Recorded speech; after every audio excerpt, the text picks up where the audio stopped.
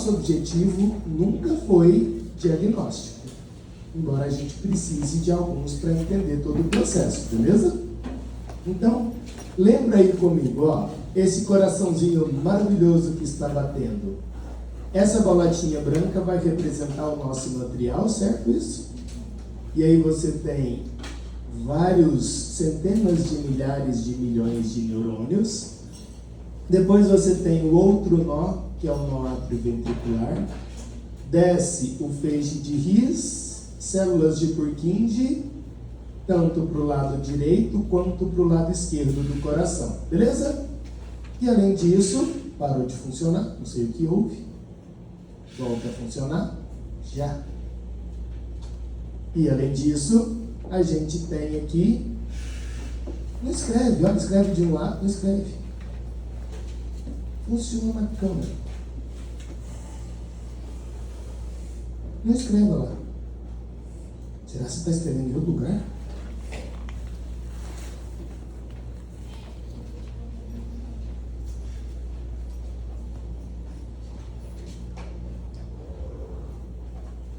Não sei o que aconteceu. Mas beleza. Aí o que a gente sabe, ó? Esse primeiro quadradinho que você está vendo, o primeiro quadradinho vai representar a célula do nó sino-atrial. Beleza? Esse segundo retângulo maior vai representar a célula do músculo cardíaco. Então, são duas células distintas. Claro, eu estou pensando principalmente na membrana plasmática. Eu não estou pensando em núcleo, eu não estou pensando em nada disso. Beleza? E a gente vai visualizar alguns movimentos importantes. Vai junto comigo, que você vai ter que desenhar aí no seu brinquedinho aí. Olha só, a gente vai colocar 3 quadradinhos de cores diferentes. Então, esse vai ser um primeiro quadradinho azul, e eu vou colocar ele tanto na célula marca-passo, quanto, meu Deus, tanto na célula marca-passo, quanto na célula cardíaca. Fechou? Vamos colocar aqui, muito bonitinho os dois. Tá. Agora eu vou pegar um outro, e vou colocar em vermelho. Vamos colorir ele de vermelho. Que também teremos na célula marca-passo e na célula cardíaca. E por fim, mais um quadradinho desse. E agora a gente vai colorir ele, sei lá, de laranja. E vai colocar tanto na célula cardíaca quanto na célula marca-passo. Tudo bem até aqui, queridos? O que significa cada um desses quadradinhos? Significa canais iônicos. Tá bom? Fechou? E eu vou colocar só mais um aqui para ficar bem feliz. Um Ctrl+C, Ctrl+V. A gente vai colocar ele aqui, ó, unindo as duas células. E a gente vai colocar aqui na cor preta. Só para destacar. Beleza. Todo mundo fez aí no seu? Vai fazendo, vamos fazendo juntos. O azul vai ser o canal de sódio, Na+. Então vamos colocar aqui, ó, bolotinhas representando o íon sódio, Na+. Isso vai acontecer tanto na célula muscular quanto na célula cardíaca. O vermelho vai representar o canal de cálcio. E também o cálcio está no meio extracelular. E você tem cálcio tanto na célula muscular quanto na célula cardíaca. Tudo bem até aqui, queridos? E o amarelinho, na verdade é o laranja, né? Vai representar o potássio, o K+. E você também tem na célula muscular e na célula cardíaca.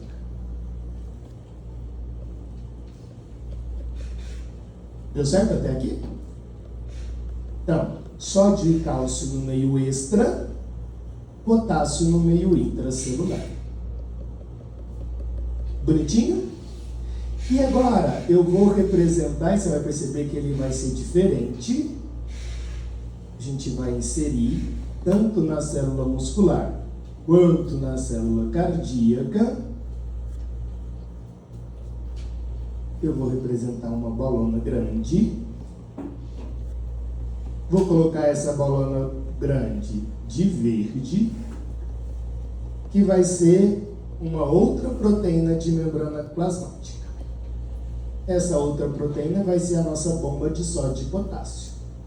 Então, essas três são os canais iônicos. Lembra que canais iônicos não gasta ATP para funcionar. E essa que é verde é a nossa bomba. Bomba de quem? De sódio e potássio. Beleza até aqui? Tá. Quando você visualiza a nossa célula marca-passo do jeito que eu estou te mostrando, sódio no meio extra, cálcio no meio extra, potássio no meio intra, a gente fala que essa célula ela está em repouso. Tudo bem? Se você também quiser, ela está polarizada. No meio extra tem mais íons que no meio intra. Eu poderia até falar que ela está hiperpolarizada. Tudo bem até aqui, queridos? Tá. Esse primeiro canal, que é o canal de sódio, eu vou colocar aqui um F dentro dele. Um F, que vem do inglês funny. Se você lembrar, funny significa engraçado. Por que que ele é engraçado? Porque esse canal de sódio, ele não precisa de nada para funcionar. Ele só funciona. Então ele não precisa de energia, não precisa de nada. Ele abre e fecha. Beleza? Então ele é chamado de canal engraçado. Só existe o canal engraçado na célula marca-passo. Em nenhuma outra célula do seu corpo existe esse canal. Tá. Agora, quando a gente olha para os gráficos, vai junto comigo, ó. Aqui você tem milivolts pelo tempo. Aqui também, milivolts por tempo. Fechou? Aí o que a gente vai visualizar? Olha só. Quando tiver menos 60 milivolts, então, a gente vai estar aqui, ó, menos 60 milivolts, o canal de sódio abre. E ele abre de forma espontânea. E ele vai de menos 60 aproximadamente até menos 40 milivolts. Então, de menos 60 a menos 40, perceba que eu coloquei em azul, para você saber que é o azul ali, ó. Tá? O que aconteceu? Abriu o canal de sódio e o sódio, ele entrou. Fechou? Isso é o início da despolarização da célula marca-passo. Quando chega em menos 40, abre o canal de cálcio. E o cálcio que está no meio extra vai para o meio intra.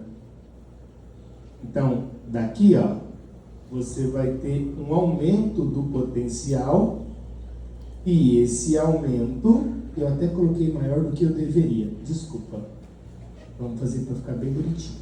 Esse aumento é graças ao cálcio. Fechou? Quando ele chegar em 10 milivolts, aproximadamente, eu tinha que ter colocado de laranja, desculpa. Vou colocar aqui só para você, para a associação ficar bem clara na sua cabeça, né? Eu vou colocar menos 40 de vermelho e laranja 10 milivolts. Tá? Agora abre qual canal? De potássio. E o potássio sai. E aí você repolariza a célula marca-passo. Então ficou assim, ó. O primeiro é quem? O canal de sódio. O segundo é qual canal? De cálcio. O terceiro é qual canal? Potássio. Então, o sódio que estava no meio extra foi para o meio intracelular. O cálcio que estava no meio extra foi para o meio intracelular. E o potássio que estava no meio intra foi para o meio extracelular. Todo mundo entendeu o que eu fiz? Sim? Isso a gente entende como potencial de ação da célula marca-passo. Aí vem a grande questão. Duas coisas acontecem agora. Primeira coisa, o cálcio que está no meio intracelular vai para a célula muscular. Essa proteína a gente chama de junção do tipo GAP. J-GAP. GAP vem do inglês também, né? Lacuna, espaço. Então, o cálcio, ele vem para a célula muscular. E o sódio e o potássio? O sódio, ele volta para o meio extra e o potássio volta para o meio intra, a partir da bomba de sódio e potássio. Quando que isso acontece? Nesse momento.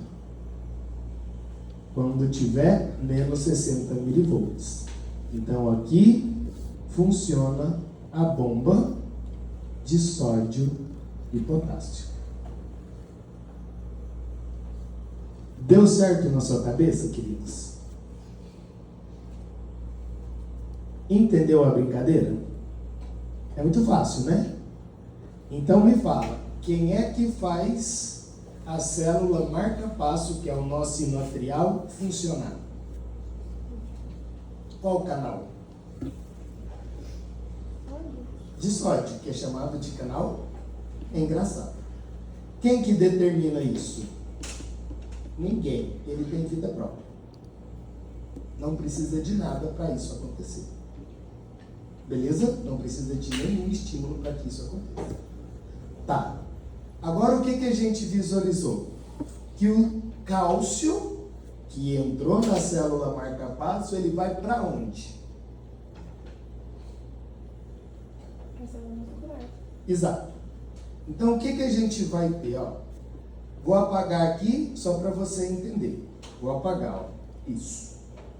Quando a célula muscular está desse jeito, que significa sódio e cálcio no meio extra, potássio no meio intra, ela tem um potencial de ação de menos 90 milivolts. Beleza? Quando o cálcio sai daqui, ó, e passa de menos 90, ele vai para menos 70. Então, menos 70. Beleza até aqui? Menos 70 abre qual canal? De sódio. E o sódio entra. Tudo bem? E aí, de menos 70, chega a menos 40. Igual de lá, ó. Menos 40. Menos 40 abre qual canal? Qual é o segundo? Cálcio. E o cálcio entra. E aí, esse potencial, ele vai próximo de zero. Próximo de 10, próximo de zero. Tudo bem até aqui? Deu certo? Nesse momento, duas coisas acontecem. Primeira coisa, o sódio parou de funcionar e, ao mesmo tempo que o cálcio está entrando, o potássio está saindo. E isso gera uma despolarização precoce. Significa que o potássio está saindo. E essa brincadeira de cálcio entrar, potássio sair, fica perdurando por um tempo. E a gente vai chamar isso de platô. Depois, o canal de cálcio fecha e o de potássio continua aberto. E aí você repolariza. Então aqui eu vou colocar duas cores, ó. Não sei se você vai enxergar, espero que sim. Mas nessa região eu tenho o meu platô. Então fica assim, ó. O primeiro que chega é o cálcio. E esse cálcio veio da onde? Da célula marca-passo. Depois abre qual canal? De sódio. E aí abre-se o canal de cálcio. Aqui em cima fica o canal de cálcio mais o canal de potássio. E aqui embaixo, só o canal de potássio. Essa região, ela é chamada de plateal. Platô. Além disso, só falta mais uma coisa. Além disso, aqui dentro, você já sabe, existem os túbulos T. Então imagina que isso seja um túbulo T. Ligado ao túbulo T, o retículo sarcoplasmático. E esse processo de despolarização, ele retira o cálcio que estava no retículo. Então perceba que você terá 3 fontes de cálcio. Essa é a primeira, essa é a segunda e essa é a terceira fonte de cálcio da célula muscular cardíaca. 3 fontes de cálcio. Para que eu preciso dessa quantidade de cálcio dentro da célula muscular cardíaca? Para garantir o platô. E o que significa o platô? Significa que a musculatura está no processo de contração. Então, o platô é a contração. Se você também quiser se chamar de sístole, é a mesma coisa. Tudo bem? Aqui embaixo volta a funcionar a bomba de sódio e potássio. Para quê? Para que o sódio que entrou, ele volte para o meio extra. E para que o potássio que saiu também volte para o meio intra. Aí você precisa da bomba de sódio e potássio para isso. Reorganizando para um novo ciclo acontecer. Deu certo? Sim? Aí vem uma coisa que é absurdamente genial. Genial. Quando você pega o eletrocardiograma, Qual é a velocidade que o eletrocardiograma é impresso? 25 milímetros por segundo. Todo mundo concorda com esse número? Beleza. Deixa eu pegar aqui para você entender o que eu estou lhe dizendo. Que eu nem sei onde está. Ó, não é isso que eu quero. Arquivo. Isso. Então, se você pegar um eletrocardiograma, eu vou precisar que você faça uma continha para mim. Olha só. Pega aí, por favor, seu material de contas. A velocidade, como você acabou de me dizer, é de 25 milímetros por segundo. Beleza? Eu quero saber 1 milímetro equivale a quantos segundos? Se 1 segundo equivale a 25 milímetros, 1 milímetro equivale a quantos segundos? Divide aí 1 por 25, por favor. Então, é a mesma coisa do que 0,04 segundos. Todo mundo entendeu o que eu fiz?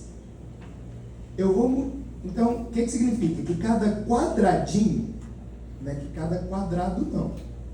Cada quadradinho você tem esse tempo. 0,04 segundos. Deu certo na sua cabeça? Então tá. Se você multiplicar isso aqui, ó, por 1000, vamos multiplicar isso por 1000. Você tem 40 milissegundos. Beleza? Então, cada quadradinho é 0,04 segundos, que é a mesma coisa do que 40 milissegundos. É a mesma coisa. Tá. Então, se cada quadradinho tem 40 milissegundos, 5 quadrados tem quantos milissegundos? Quantos? 200. Então, não esquece disso. Cada quadrado tem 200 milissegundos. Isso é extremamente importante.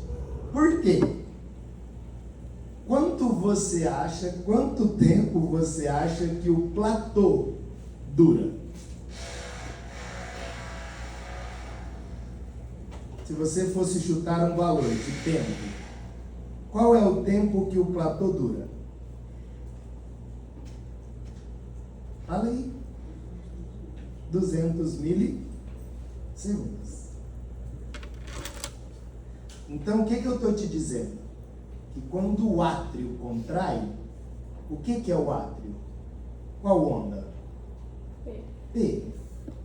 Fica quanto tempo contraído? Que é a mesma coisa do que 5 quadradinhos. Quando o QRS, o que é o QRS? Contração de quem? Do ventrículo. A contração do ventrículo demora quanto tempo? 200 milissegundos. Que é o platô. Tudo bem? Entendeu? Então, o platô é o tempo que a célula fica contraindo. Então, você tem que pensar na sístole atrial. Quanto tempo demora a sístole atrial? 200 milissegundos. Quanto tempo demora a sístole ventricular? 200 milissegundos. E o relaxamento? Aproximadamente 200 milissegundos. Se você contar, deu 600 milissegundos. Concorda com isso? 200 do átrio, 200 do ventrículo contraindo, 200 do ventrículo relaxando. 1 segundo tem 1000 milissegundos. E aí eu estou falando que é 600 milissegundos. Significa que cada ciclo cardíaco equivale a menos que 1 segundo. Equivale a 0,6 segundos. Deu certo na sua cabeça a conta? Jura? Entendeu? Ah, Léo, e se o átrio tiver mais do que 200 milissegundos? Patológico. Olha que bonito que é isso. E se o QRS tiver mais do que 200 milissegundos? Patológico. E como é que você sabe se é 200 milissegundos? É só você contar quantos quadradinhos? 5, que é a mesma coisa do que um quadrado. O que eu estou te dizendo é isso, ó. Isso é extremamente importante. Então, se você pegar lá no D2 longo e contar daqui, ó, início da onda P, até a onda Q, ela tem que ter entre 3, deixa eu só diminuir aqui a minha canetinha, tem que ter de 3, que é o mínimo, até 5 quadradinhos. Não pode ter mais, nem menos. Beleza? Por quê? Isso aqui, ó, isso que eu estou colocando em vermelho, olha o que eu estou colocando de vermelho. Isso é a onda P. Beleza? E essa onda P está relacionando com contração de quem? Do átrio. E aí ela fica mais um pouquinho de tempo até a onda Q. Então, a contração do átrio, na verdade, ela dura 120 milissegundos, que são 3 quadradinhos.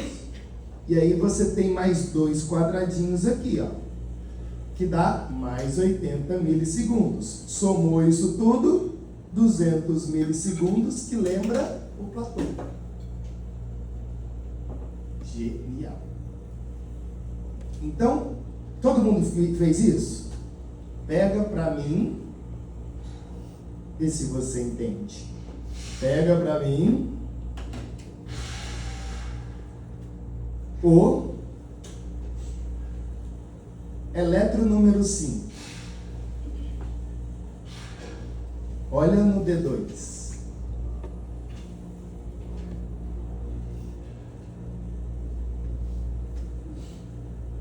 Me fala, o que no D2 você olha e pensa, ih, tá errado.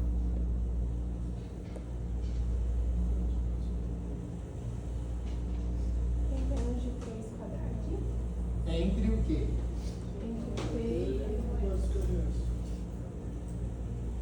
Percebeu isso? A gente chama isso de PR curto.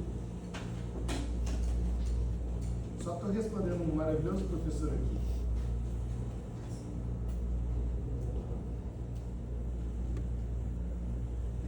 Esse coordenador é muito legal, gente. Vocês querem saber?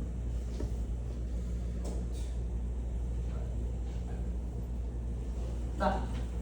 Agora pega para mim o 6. Faz a mesma coisa.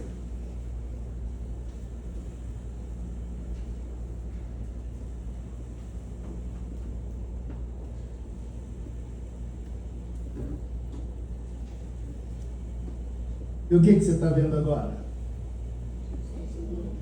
Que a distância entre a onda P e o Q tem mais de 200 milissegundos? Isso é bloqueio átrio-ventricular. O que significa o bloqueio átrio-ventricular? Significa que existe um atraso maior na despolarização atrial e a despolarização ventricular do que o normal. Então a onda P, que é a despolarização atrial, ela está muito atrasada ou não está gerando o potencial necessário para estimular o QRS, ou seja, o nó átrio ventricular. Deu certo na sua cabeça? Viu a importância disso? Jura? O silêncio é: fudeu, já me perdi há muito tempo, entreguei para Deus, ou retardado demais. Muito fácil. Letra A ou letra B? Letra B é exagero. Mas é quase uma letra B? Tá entendendo então? Beleza, então agora a gente vai piorar. Piorar não. A gente vai colocar mais detalhes. Você fala assim, nossa, claro que é assim. Me fala, olha só, vou apagar aqui ó, algumas coisas que você já sabe, só para eu desenhar outras, tá? Eu vou desenhar uma coisa e vou apagar. Isso aqui ó, é uma... Meu Deus. Isso aqui é uma terminação nervosa, ó. Olha a terminação nervosa. Opa, que beleza. Então isso representa uma terminação nervosa de um neurônio adrenérgico. Se o neurônio é adrenérgico, me fala, qual é o neurotransmissor que está dentro da vesícula? Adrenalina. Beleza? Essa adrenalina, ela vai ser liberada na fenda sináptica. Qual é o receptor que está aqui, ó, na membrana plasmática? M2. Adrenalina. Beta 1. Esse receptor beta 1 está associado a qual proteína G? Inibitória ou excitatória? Excitatória. Subunidade alfa ativa a adenilato, que converteu o ATP em quem? Vai aí junto comigo. E o AMP cíclico ativou a proteína quinase. O que essa bendita proteína fez? Aumentou a velocidade disso aqui, ó.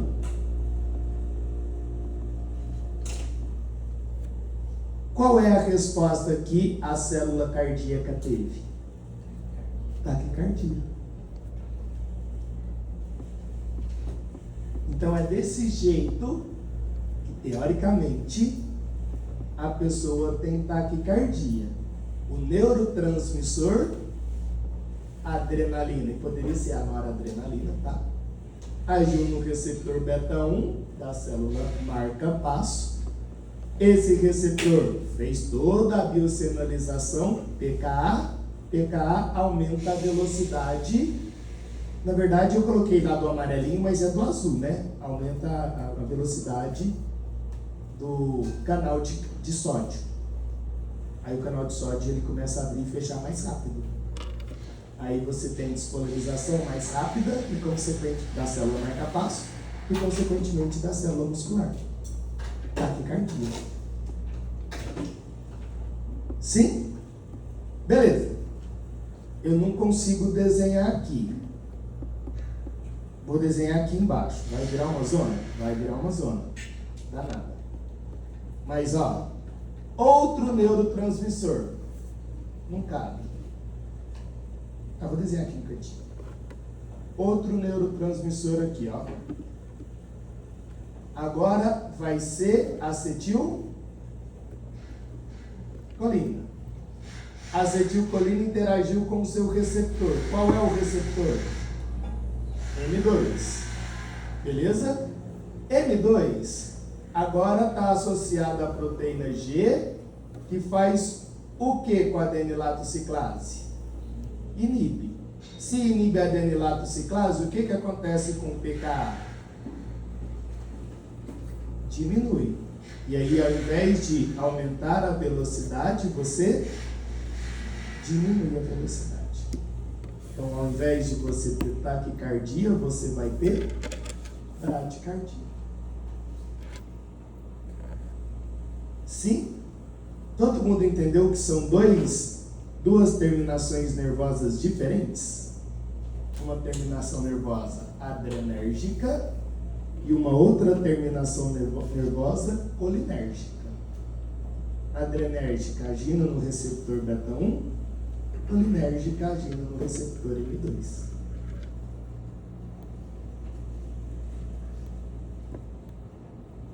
Deu certo, queridos? Jura?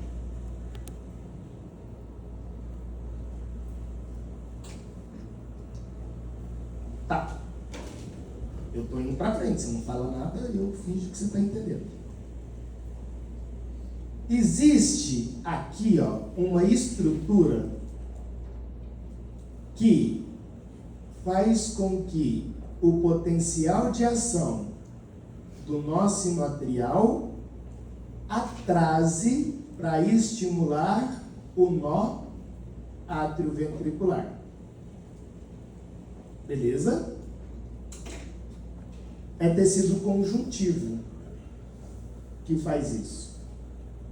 É um tecido conjuntivo que impede com que o sinal saia dos átrios para o... Quando eu falo sinal, estou pensando no potencial de ação. Impede, que fica impedido o potencial de ação dos átrios estimular o ventrículo, a não ser pelo nó atrioventricular. Beleza?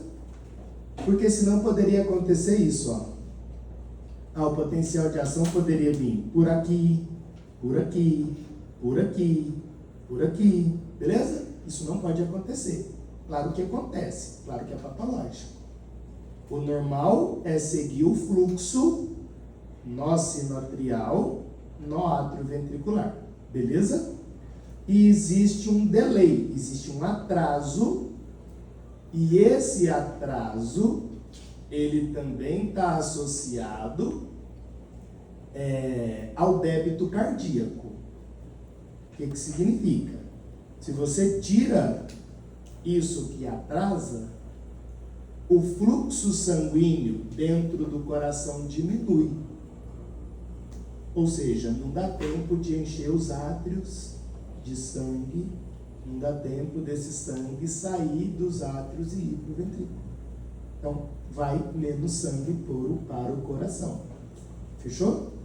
Então, você tem um problema de débito cardíaco, não é a mesma quantidade de sangue que sai do coração.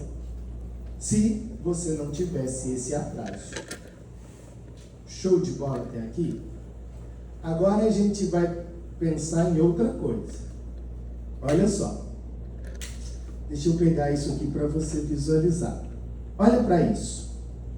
Esse você não tem, tá? Olha para o D2 longo. O que está acontecendo?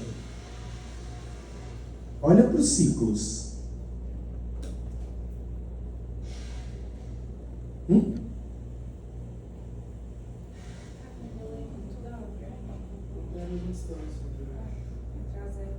Primeiro, o que você acha que aconteceu que essa distância aumentou? Mas o que você está vendo? Olha nesse aqui que não está escrito, que eu acho que vai ser mais fácil para você. Olha nisso aqui. Nesse. O que essas duas setas estão apontando? Qual onda? O que está faltando entre elas? Complexo QRS, viu isso? Então, ó, eu tenho uma onda P, era para ter um complexo QRS aqui, não apareceu. Aí eu tenho outra onda P, aí aparece o complexo QRS. Tudo bem? Diferente, vamos lá. Diferente desse aqui, ó. Cadê o número 5? Vamos devagar para você entender. Não é o número 5, não, perdão, o número 6. Olha para o número 6. Isso aqui é BAV de primeiro grau. O que significa um BAV de primeiro grau? Significa que o ritmo ele é sinusal. O que é um ritmo sinusal? Está saindo do nó sinoatrial. E como é que eu visualizo isso no eletro? Como é que é? Onde? D1, D2, AVF e uma onda P antes de cada QRS no D2 longo. Beleza? Então, mesmo ela estando distante, ó, isso é uma onda P, isso é uma onda P, isso é uma onda P. Então, você visualiza uma única onda P antes de cada QRS. Deu certo isso? Então, o BAV de primeiro grau, que é isso que você está vendo, é comum na população. quase 10% da população tem BAV de primeiro grau, é assintomático, não tem tratamento, é vida que segue. Dá nada. Tá? Agora, aqui é BAV de segundo grau. Qual é a diferença? Que não é sinusal? Ele deixou de ser sinusal. Beleza? Por quê? Porque eu tenho mais de uma onda P antes de cada QRS. Então aqui eu estou tendo quantas ondas P's? 2 antes do próximo QRS. Então, na verdade, o que está acontecendo? Olha só. O que está acontecendo seria o potencial de ação, vou colocar em branco, ele começa no nó sinoatrial e é ele que estimula o nó atrioventricular. Tudo bem? Então imagine que começou uma onda P, que é o nó sinoatrial, estimulou o QRS, o complexo. Significa que a onda P, o potencial de ação, chegou no QRS e estimulou ele. Contudo, quem tem BAV de segundo grau, isso para de acontecer. Aí você tem a onda B, só que a onda B não estimula o QRS. É como se você tivesse uma onda B inaltera. Fugiu a palavra. Uma onda B não funcional. Tipo, a onda B não estimula o QRS. É como se o QRS fosse bloqueado. E aí, o que você visualiza é exatamente isso. A ausência do QRS antes da onda P de pato. E aí, lá na clínica, você vai perceber o seguinte, que o BAV, que é o bloqueio atrioventricular de segundo grau, tem 2 tipos diferentes. Tem o BAV de segundo grau do tipo 1 e do tipo 2. A diferença vai estar aqui, ó, entre eles. A distância que existe entre a onda P e o QRS. Se você perceber, essa distância ela vai alterando. E essa distância, e claro, né, altera de um quadradinho, meio quadradinho, altera. Né, você tem que contar literalmente os quadradinhos. Então, essa distância que é do começo da onda P até o QRS é diferente. Ou pode ser igual.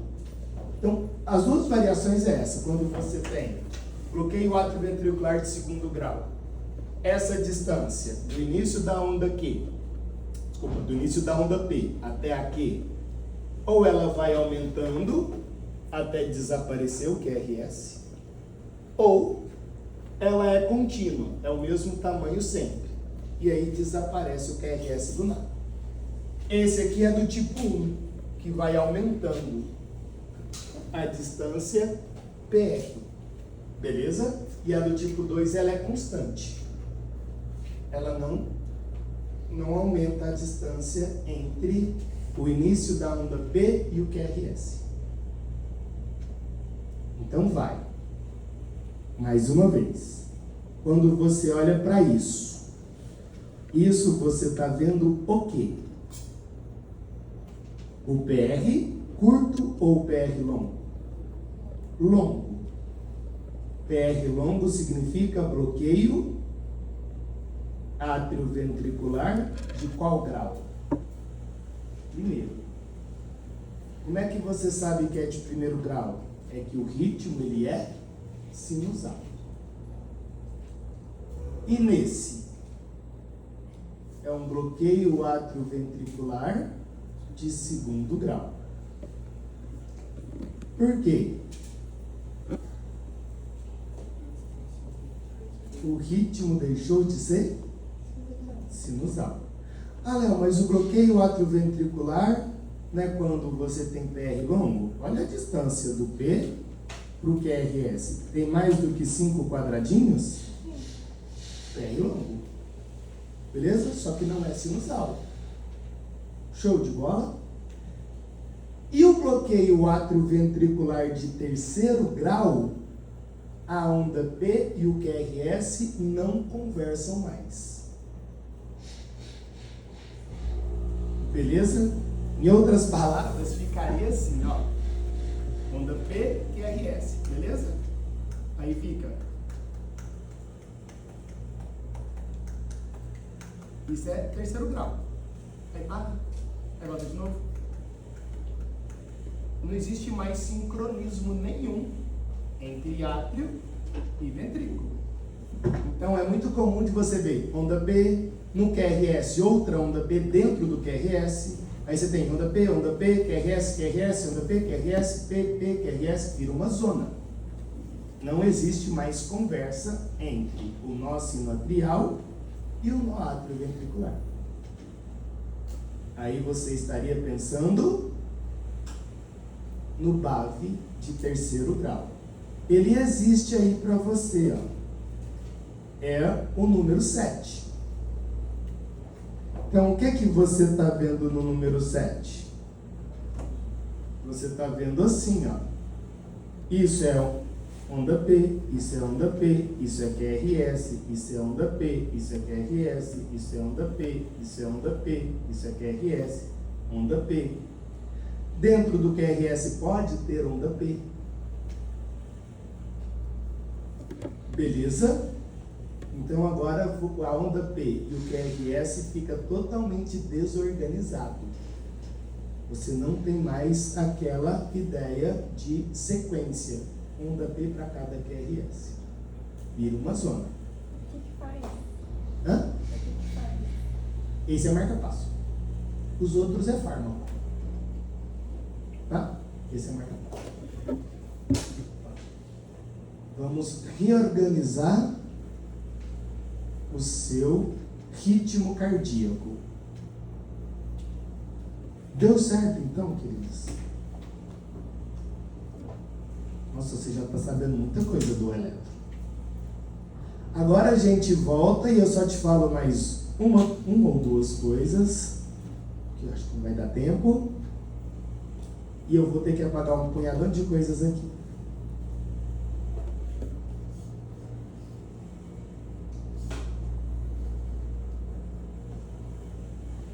Tá.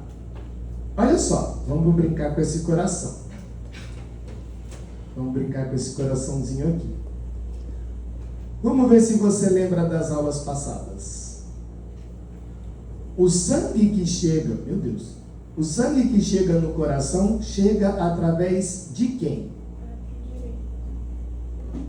Não, quais vasos sanguíneos?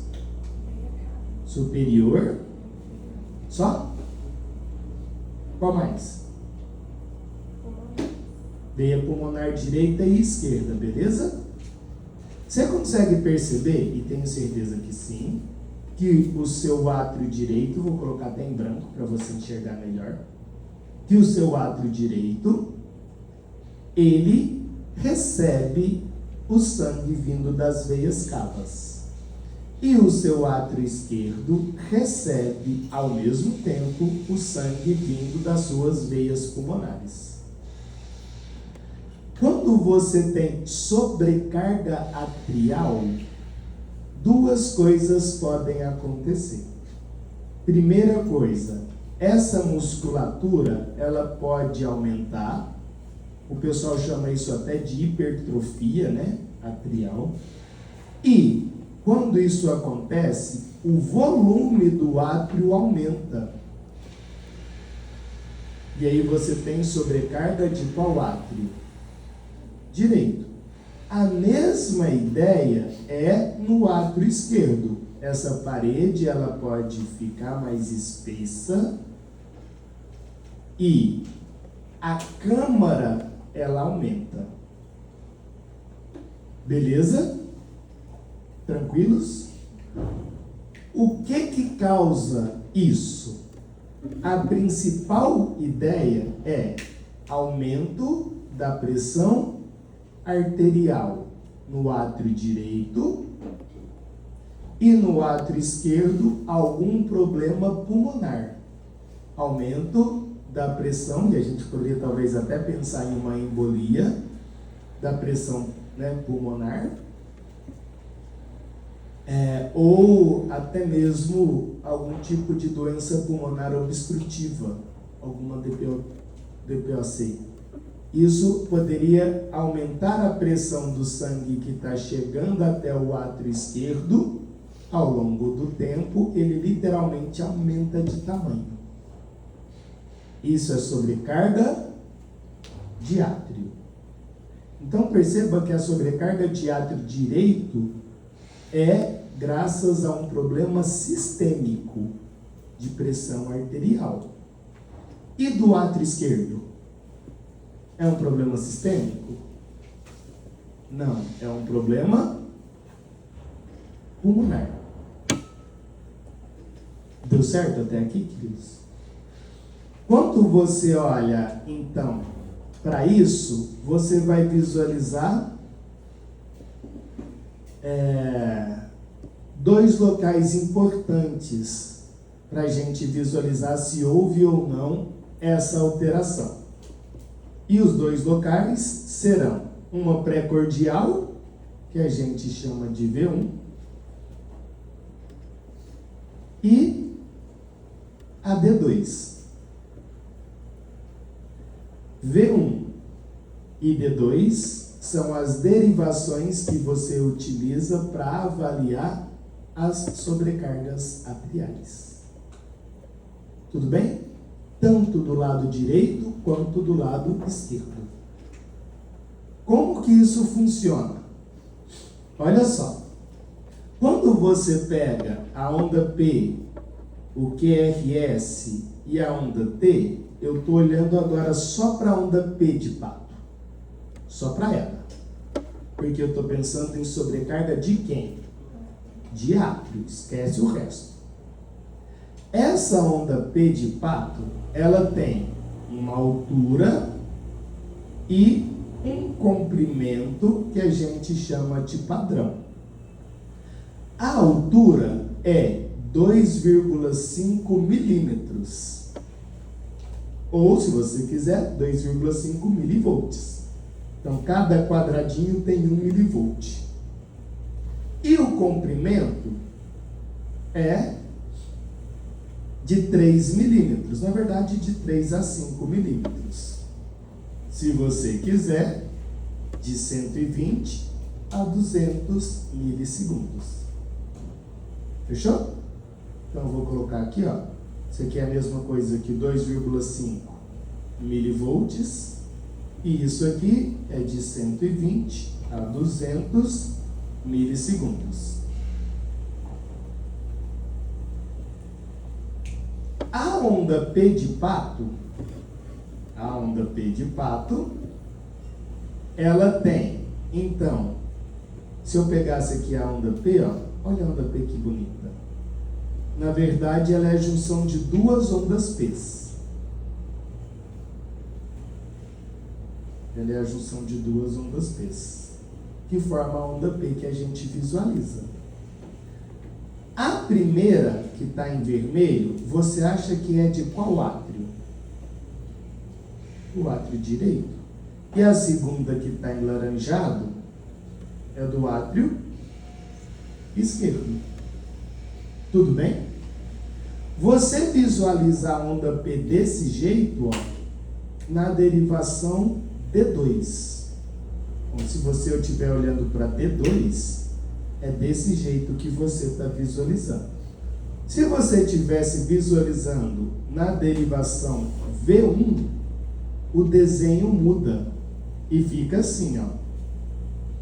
Uma ondinha para cima em vermelho e uma ondinha para baixo em laranja.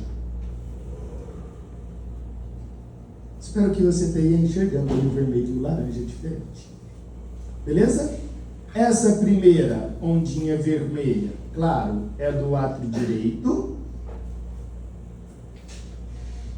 E a outra laranja é de qual átrio? Átrio esquerdo. Então, é isso que você... Claro que o meu desenho ficou bem mais feio do que acontece na vida real. Mas é essa a ideia que você tem que ter. Tudo bem? Se você tiver uma sobrecarga de átrio direito, o que você acha que vai acontecer com essa onda vermelha? Vai ficar maior. E ela vai ficar assim, ó. Opa, é vermelho. Perdão. Ela vai ficar assim, ó. Fala, nossa, agora eu tenho sobrecarga de átrio direito. E aqui, ó, ela vai ficar assim também, ó.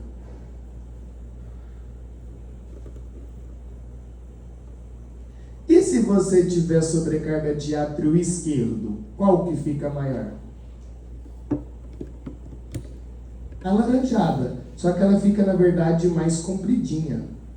E aqui fica nesse sentido. Aí você tem a sobrecarga de átrio esquerdo. Vamos ver se a gente encontra isso nos elétrons? Pega para mim, por favor, o eletro 3.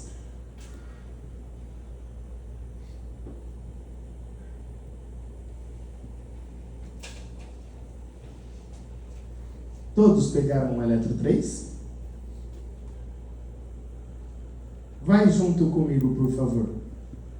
Olha para essa onda. Que onda é essa? P. A onda P, ela deveria ter que altura? 2,5 quadradinhos. Então, aqui é a linha de base, ó. Você acha que essa onda tem mais do que 2,5 quadradinhos de altura? Então, essa é a onda P, ó. Essa é a onda P. Então, se você pegar aqui da linha de base e contar, você vai perceber que tem mais do que 2,5 quadradinhos. Isso é uma indicativa de sobrecarga de átrio direito. Aí você olha para V1 para confirmar. E eu vou aumentar o máximo que eu conseguir o que eu estou circulando para você. Olha o que eu estou circulando.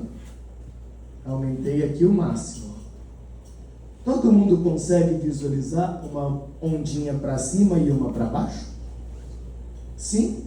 E essa ondinha para cima, ela está mais acentuada do que a ondinha para baixo. Isso confirma que eu tenho sobrecarga de átrio direito. Beleza? Se é átrio direito, eu estou com algum problema pulmonar? Não. É um problema sistêmico. Olha para o de baixo. Olha para o D2. Você consegue visualizar no D2, na onda P, duas ondinhas? Agora o que muda aqui, ó, não é a altura. Não é. Agora o que muda é o comprimento dela.